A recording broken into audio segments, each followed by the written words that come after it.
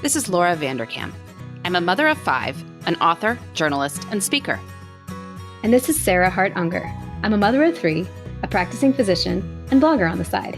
We are 2 working parents who love our careers and our families. Welcome to Best of Both Worlds. Here we talk about how real women manage work, family, and time for fun. From figuring out childcare to mapping out long-term career goals, we want you to get the most out of life. Welcome to Best of Both Worlds. This is Laura. This is episode 224, which is airing in mid-November of 2021. In this episode, we are going to be doing our holiday gift guide. Things we recommend purchasing, also things you might think about asking for the holidays, and our general approach to organization for holiday gift selection and so forth. Now, you may be thinking, holiday shopping season, isn't this a little bit early, mid-November? Many of us not doing our holiday shopping quite yet at this point.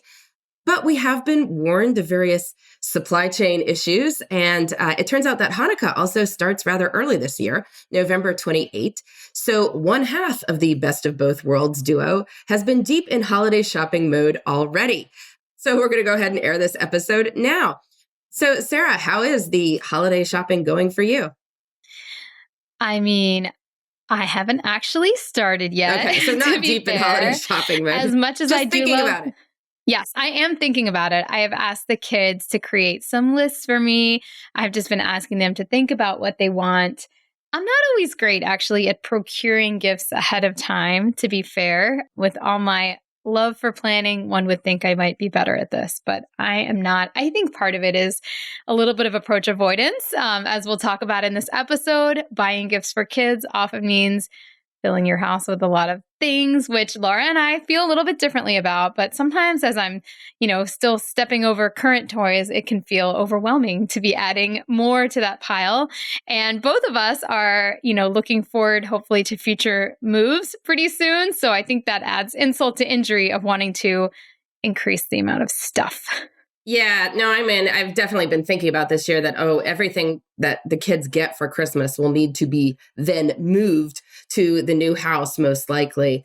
And, it's just adding to the boxes of stuff that we'll be doing. And, I've been packing up boxes of stuff to declutter the rooms and, showing the house and moving. And, there's a definite thought that there are degrees of clutter with the stuff, right? There's degrees of excess. And it's fine to have some stuff. I like miniature things as much as anyone. If your daughter has a doll that, the doll is obviously going to have accessories. I don't expect there to be only one outfit for one doll and you somehow, satisfy yourself with this, like we're in Little House on the Prairie. But on the other hand, probably when one asked for, say, scented erasers as a gift one year, it would have behooved everybody to find a set of 4 scented erasers, as opposed to a set of 100 scented erasers or 1,000 or whatever unit it is that Amazon sells these ridiculous things in that you then find in bits and pieces wedged under every bit of furniture in the room. Hypothetically, of course. So yes, we're trying to figure out ways to maybe have slightly less numerous of things, even acknowledging that with 5 children, there's always just going to be stuff. There's no way it can be a minimalist paradise in this house, whatever. But, so we're generally trying to be thoughtful about it. And one of the things I think we want to encourage our listeners to do is to be thoughtful about what you want for the holidays. People are going to ask you this question, presumably your spouse or partner, extended family members, your children even might ask you what you want for the holidays. And we often don't have a great answer. Or it's just something like, whatever, or this little thing, you've identified, how about you get me a scarf, which, you could probably go buy your own scarf if you want it. So it's a tough question. And, there's various things you can ask for. And one thing I suggested in a recent newsletter that I've gotten a lot of positive feedback about is asking for the gift of space. So many people, coming out of the last, 20 months of pandemic, have been just a lot more around our families than perhaps at other times, just being available for them sort of 24/7 because you're all there in a way that might not have been the case in the past. And it can be nice in many ways. It can also be overwhelming in many ways. And sometimes we get burned out with this and think we just need to burn everything down. But maybe you don't need to burn everything down. Maybe you need to get away for a little bit. And it doesn't have to be for long. I recently went on my editing retreat for 2 nights in Cape May. And the upside of 2 nights is then you have an entire day in which you don't have to deal with anything. You don't have to travel anywhere. You don't have to deal with other people's needs from wake up to night. And then you get, your next night and then you leave that day. And so it was great. And, I think for many listeners, it's not so much the price of an off-season hotel or 2 nights in an Airbnb or even, go borrow a friend's house if they're traveling. It's the logistics of everything else in your life. But if you're feeling guilty about asking for that, maybe you could ask for it as a holiday present. See if the people in your life might support your ability to get away for a little bit of time. So, Sarah, you're considering something like this, right? I absolutely love this. I mean, to be fair, my husband and I took this as our own gift fairly recently. I agree with you that the 2 nights is a sweet spot because having 2 mornings to sleep in, having 2 nights where you don't have to worry about getting kids up in the morning and then having a full day, it really doesn't have to be that many hours, but it can be incredibly rejuvenating. And so I don't know if I was asked, if I wanted to do something like this, would I want to do it with myself or my husband? Either way, I think would be wonderful. And I do agree that midweek can be a great time to do this because if you can swing the childcare, then you might miss out on less, with your kids. You're not giving away a weekend time with them. They're just going about their daily routine. And if you can find a partner in crime to help you kind of make the usual stuff happen, whether that is a nanny, a family member, or just your partner being able to pick up the slack, I think it can be a little bit less of an ask if you're just going to be like Wednesday to Friday, for example. Yeah, definitely true. Sometimes during the week is easier because you have often the support system in place for, what would your normal coverage be for your children during this time. And yeah, going solo is great. If you did want to take your partner with you, then obviously you would need to have ask this as a gift from extended family, for instance, that, if you have grandparents or, even you could swap off with cousins, aunts, uncles, that sort of thing that you might offer to move into their house for a day or something. And they can move into your house for a day and whatever might work. But it's just something like this would be a lot more exciting for many of us than, say, the scarf that you can purchase for yourself. So just as an idea of something that might be, make you feel excited on, Christmas morning or, whatever night of Hanukkah morning, you're going to ask, or Hanukkah morning, then consider something like that. So, we're going to, I may ask for it again. The editing retreat, is for work. I mean, I guess going away for work is slightly different, but, maybe just going away just for fun when I don't have a work reason. Could be fun. I've given Michael like a weekend away to go skiing with his brother. So maybe we can, you could give people something for years and they don't necessarily think to give it to you as well. Be like, remember that thing we always do? Well, now it's going to be a swap. Exactly. So pivoting from that to the wise woman's approach to gift shopping. It may be, by the time you're reading it, some of these tips are probably coming a little late in the calendar year to be thinking about this. But one thing I've found helpful is, as you're setting up your 2022 planner, because I'm sure big chunks of our listenership, especially those who listen to Sarah's podcast, Best Laid Plans, have put a lot of thought into getting that 2022 perfect planner at this point. Use one of your notes pages to make a list for holiday season next year, right? That is holiday 2022. And in the course of the year, when people mention something that they would like, or offhand say, oh, that's really cool, or, oh, I've never done that before, you can make a note by their name on that list in the notes section. And then when you get to November of 2022, you already have a good start on a shopping list of things you can then start executing on. Sarah, do you think ahead of time on that? You were saying you don't really so much. I feel like I really would like to. I probably would even do it even though you know I love paper. I think the perfect place to house something like this would be my Apple Notes app because it's always available and I could actually just cut and paste links if it's online shopping. And to be completely fair, I do much more of my shopping online these days than in person, although I am trying to make a move consciously away from certain, large companies that have sucked up everything else. However, there's lots of online shopping you can do direct from brands themselves that are not themselves large company. Sometimes you actually, I've noticed, this is a hack I learned from my husband and we're digressing a lot, but let's give an example of Clean Canteen water bottles. Okay, you can buy them at a big retailer named A. You can also go to the Clean Canteen website where you're likely to find a broader selection, like basically everything they've ever offered. And when you order it from them, it might not come quite as fast, but it comes reasonably fast. And since you know it came directly from the manufacturer, if you have an issue, it's probably more likely to be addressed. So I still plan on doing my holiday shopping mostly online, just not necessarily from one place.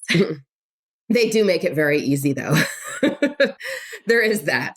Although we do a lot of our shopping also at Target, not saying that they're any more, they're still a huge company. So it's not like it's supporting small business, but we wind up doing a lot of the shopping there as well. And Walmart too. So who knew that they would suddenly be the good guy in all this? But I've picked up a few things already in the course of the year. Like if, you have that mindset and if you have some space in your house. So we have a gift closet where, I tend to have stuff. So if I ever have a birthday party invite that we suddenly need a present for, let's say a 7-year-old, well, we probably have at least one thing in there that could function as a reasonable present for a 7-year-old. And I picked up a few things in the course of the year as I saw them and say, oh, that would be a really good present for one of my kids. Again, key thing though, you got to keep that note that it exists on your inventory list in the notes in the planner, because otherwise you are then shopping and then go into the gift closet and you're like, oh, wait, I got that for so-and-so back in June and totally, left my mental active sphere. So yeah, that's, one way to sort of start thinking about it, and then for the current holiday season, it's also probably a good idea to make another list then once you are in the active shopping mode, so that this can help you keep track of what has been purchased, what still needs to be purchased or made or whatever it is you're doing, and to ensure a certain level of equity between children. So equity not necessarily meaning the same dollar amount, though some families do that. I know that when my husband was growing up, that's what his parents did. Like they would spend the exact same amount. So they would actually even give the kid $23 if they were under as a present. But to me, it more means that everyone's going to be equally happy. Yes. And part of that is also an equal number. So even if you are giving one child a very expensive present, it is helpful to, have a couple very cheap things that are then also wrapped up so that it's not like they open one thing and their siblings are opening 5 and then they feel sort of left out, even if they may know rationally that theirs cost more than the others. So, that's what we're doing. Yeah, we have to do equity as in certain gifts may not be quite as popular or thrilling, such as we always have a book night for Hanukkah. It would not go well if 2 kids got a book and the other kid got some plastic monstrosity. So we try to keep it fairly consistent for each night. I guess that's the Hanukkah equivalent. Exactly. Well, let's take a quick break and then we'll be back with a few more thoughts on organization for the holidays.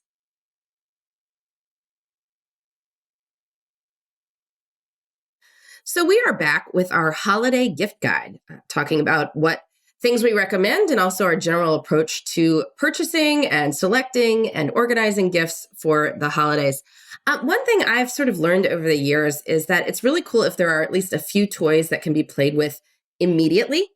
One of the cool parts of, having stuff under the tree and opening it is then having that time when you are playing. And everyone's all together and enjoying their gifts. And even big kids, most of their stuff can't actually be done immediately right there, but it's good to have at least one thing that they could do, even if that's a family gift that they could all do it together. It's just part of the holiday fun thing, whereas everything is delayed. I mean, yes, they are going to enjoy doing it later, but they want to have some holiday fun in the morning as well. And how great is it if you can come up with like a game that everyone would be excited to do together? Because then you've given your gift, but you've also provided some kind of activity, and they'll probably always associate that game with the nice memories of the holiday. So it kind of comes full circle. Yeah. I mean, because it can be Christmas in particular, it can be a long day. You're up early. You can get through the presents by mid-morning, and then it's like nothing's open. Nobody's doing anything. Like you're not, getting together with people necessarily unless you've got family coming over, which is fun if you do. But if you don't, like, there's meltdowns every year. It's good to have a lot of entertainment available as much as possible, immediate stuff. So consumables was another thing that you were writing about. I am a big fan of consumables because, as we talked about, clutter can be very frustrating. And if we have stuff that's going to get used up, as long as you actually use them up and don't let your kids just hoard them forever, which mine sometimes tend to do, it can be really great. So I've been a really big fan of like the craft supplies, things like bubble stuff, which can be like great. And it's like in my kids' case, it's gone in like a day. They somehow find a way to go through it all. Play-Doh also doesn't last forever, but can be very thrilling while it's fun. Different kinds of craft sets. These can be ways of delighting your children without filling up your coffers with clutter forever. Yes, without 1,000 scented erasers.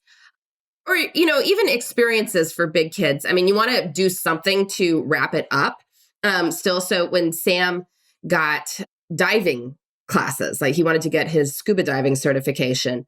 So that was something that he was given for Christmas.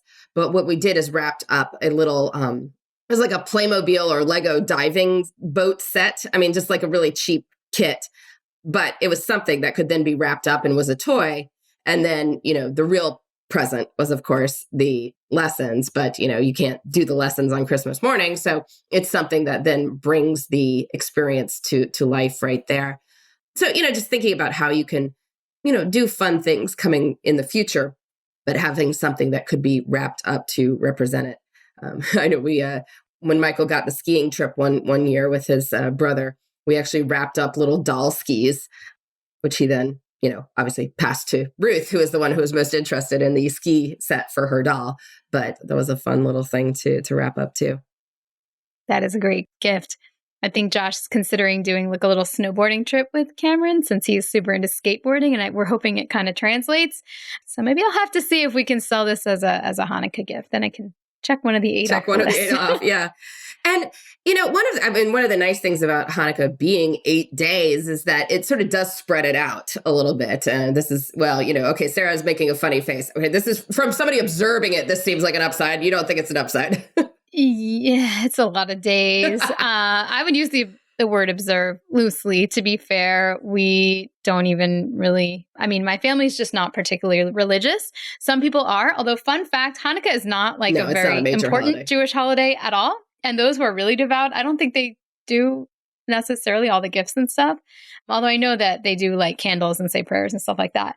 For us, it's generally just mostly gift-a-palooza with a couple of family events built in. I'm actually hosting because it starts right after Thanksgiving, I'm hosting a Hanukkah brunch right after Thanksgiving. So that will be really fun. But yeah, it's just a lot of nights. It's more than a week of a gift every night. And just like you mentioned, the meltdowns on Christmas, I don't necessarily think it's because the day is long. I think it's just the whole like emotions running high with the gifts. It's like highs and lows and crazy because we see a lot of, it's just when you think the kids would be best behaved because something good is happening. We've had plenty of behavioral struggles around Hanukkah that don't seem to be as problematic at other times. Gotcha. Yeah, I think one of the things that, my blog readers know that I do a holiday fun list every year. It should be out by the time this episode airs. If not, I apologize. I'll get it up soon.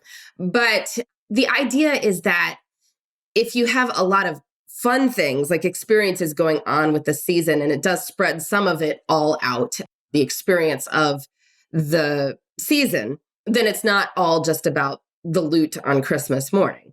And so it just, somewhat dials it down for that there's more fun than just the presents.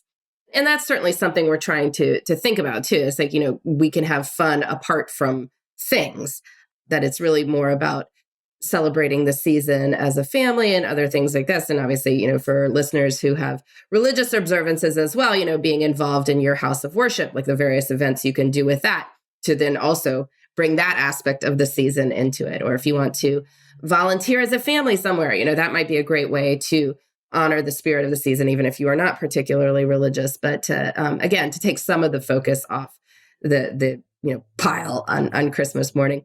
Although, you can't get away with not doing that again, because kids like stuff, and we have to appreciate that too, that especially if they don't have the money to purchase their own stuff, this is when they get the things that they want. I mean, they just have less agency over their lives. I mean, we want a toy, we could buy a toy. I mean, you don't probably want a toy. There are different sorts of toys you want, but I think there's a great balance to be had there. So with that, why don't we dive into some of the recommendations? So Sarah had a post on her blog recently where she was asking for Hanukkah suggestions, the gifts that she could do with her kids. So you had a lot of great ones come up. What did you hear? Yeah, I'll share some of these wonderful reader suggestions. I mean, some people mentioned the fact that my kids might be very happy with some gift cards to buy things on apps. And not it's true. Amazon gift cards. Let's be clear. No. Which are like their own little currency now of just pass them back and forth at teen birthday parties. I just... That's true. That is so true. And I am so guilty. I totally did that for a reason. It was a very short notice birthday party in my defense. And I'm like, I actually picked it up at Walgreens, but they didn't have that many options. And it was like, well, who's going to complain about this? Anyway, another digression. But no, like my kids are always asking for like in-app purchases, and those can add up. And I would actually rather them use a gift card so they have a sense of it, something being used up, than just keep saying yes and yes and yes, because then I think they kind of forget. And so I actually think them getting like, let's say a $25 gift card to the Google Play Store or like the Apple App Store that can be used within their games that they play will probably allow them to understand how quickly that goes. So, hey, am I justifying it? Maybe, but perhaps it's a little bit of a life totally, lesson like there. Roblox gift cards and Steam gift cards and things like that, because I know those are driving me crazier than the 1,000-scented erasers. I mean, just the asking for real money for like fake game for like a little purchase, online, for a to little wear badge those new online, avatar. Oh my god! And it's always like $2.99, $1.99, $3. You know what I mean? They're like so it's like you don't feel like there's not a good reason to say no all the time, but you don't want to say yes all the time either. I mean, so it's like, what if I I would have gotten a kid a hot chocolate out at Starbucks or something. So if I would have gotten that $3.99, $4.99 drink, like why am I so worked up about the $1.99 badge that they just asked for? But yes, I agree that we could focus this on Roblox gift cards. Yeah. Somebody mentioned like a coding book or coding lessons if their kids into that. Scratch is a programming language actually my kids have been playing with, and it is good for like kind of elementary school age kids to really understand concretely how programming works. Cooking stuff. So Genevieve, who's turning 4, 3 days after Hanukkah ends, might I add. Great timing there, Genevieve. She wants cooking stuff. So she wants a cake decorating set. And she said so many times. So I got some wonderful recommendations of where I can get that. So actual real kids cooking tools if they're interested in cooking. There are some really cool kids like eating based subscription boxes. One's called Radish Kids. It gives like a recipe and a cooking tool. There's another one that is like different world cuisines called Eat to Explore that looks really intriguing. Well, they'll send you like a monthly recipe and like a more unusual ingredient, and then you go out and buy like the more typical ingredients to create a cuisine specific to a region. A pet. Only if you're on board with it. Yes. I mean, so Annabelle is interested in potentially getting a bearded dragon. And of all the pets she could have chosen, I'm fairly on board with this one. They really don't require a ton of care and attention. We actually got to do like a trial run. So her class pet is the bearded dragon, and they have families host it for the weekend. So I was pleasantly surprised at this hosting experience. I mean, it doesn't smell, it doesn't really get messy, and it seems to be the world's I mean, I don't know if it's this specific one, but it was extremely calm. So I'm like, okay, maybe. So you could get a pet and all the accessories that go with a pet. That's a pretty big gift depending on the pet, but a hermit crab is another one that's like pretty low key as a pet. Like if your kids are really asking for a pet and you don't want to deal with a whole lot of pet stuff, they can go a while with a bit of benign neglect if it comes to that. So you wouldn't have to check in that often in the way you would with like a puppy. Oh, yes. Yes, that would take major commitment. And then there's the idea of getting your kids like stuff they need, but a fun version. Like, oh, they need new boots, but do they need like sparkly silver boots with like faux fur on the top? Maybe not, but that will make it more of a gift type of experience. I had a long comment that I'm not going to read the whole thing, but I liked the idea of like grow up plant kits because kids do enjoy like, it's kind of a science experiment, but then they'd also have something decorative for their room when it's done. That's a cool idea. Or a butterfly kit, really watch nature happen there. Stuff for the room decoration. So again, Annabelle is 9.5. She's definitely in that phase where I think this would not be fun for Genevieve. Like if I got her something for her room, I don't think she'd care, but I think Annabelle would be like that kind of late elementary, middle school. They'd be super into something to make their room look like a little more personalized or cool. Magazine subscriptions were noted. I personally, and this is not an ad, although I've heard the ads making the rounds, we like the Doodle Crate from Kiwi Crate, which is like their arts and crafts box. I don't mind any of their boxes. I actually think they're really cute.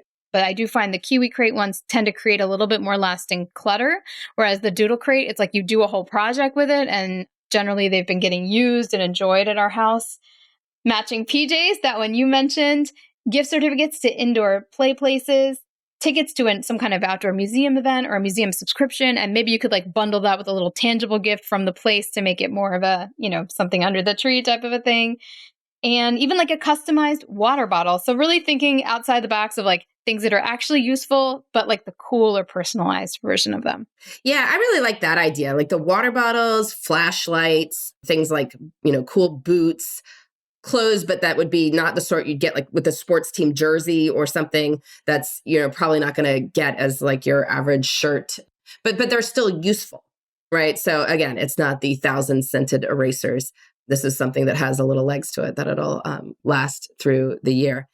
So yeah, those are all wonderful ideas. And we know that people have others. So please share your gift ideas. We'll have a blog post on lauravanderkam.com. You can obviously email us. People who have joined our Patreon community will have a thread going there with great gift ideas as well. But, we really hope that people can come through the season feeling like it is fun, as opposed to like, oh my gosh, just one more thing I have to do. And when it gets to that, that's when things are, problematic. So try and think about what would make the holiday season fun for you. Think about what gifts you actually feel good about giving, as opposed to feeling sort of resentful that you are having to shop for whatever this thing is that you don't really want to have in your house afterwards. And Sarah apparently got a something for your niece. That's a yes. My niece actually. I get a lot of planners because of Best Laid Plans. Either I order them for experimental purposes, or sometimes they get sent to me. And I gave she was 11 at the time, an Amanda Rach Lee doodle planner, and it turned out she loved it. So I'm getting her one for this year, and I'm excited about that. I was going to mention something that I didn't put in the notes, but I wanted to say that helps. If you're somebody who gets anxious about spending a lot of money and you notice that December is when it just flows out like a fire hose, I have a category in You Need a Budget where I put like a few $100s in every single month that I'm saving for the holidays. Now, I know that sounds like a lot, but I have responsibilities like we have to contribute to like bigger office gifts as well for all of our staff. So that will come out of that, both for Josh and me, plus, family gifts and personal gifts and stuff.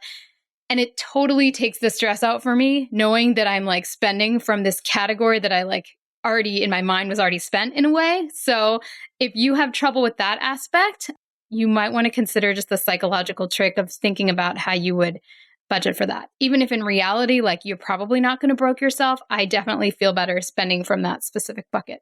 Very wise advice.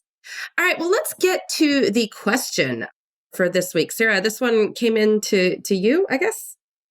Yeah, so this was an audio question, but there was a bit of background noise, so I'm going to summarize it.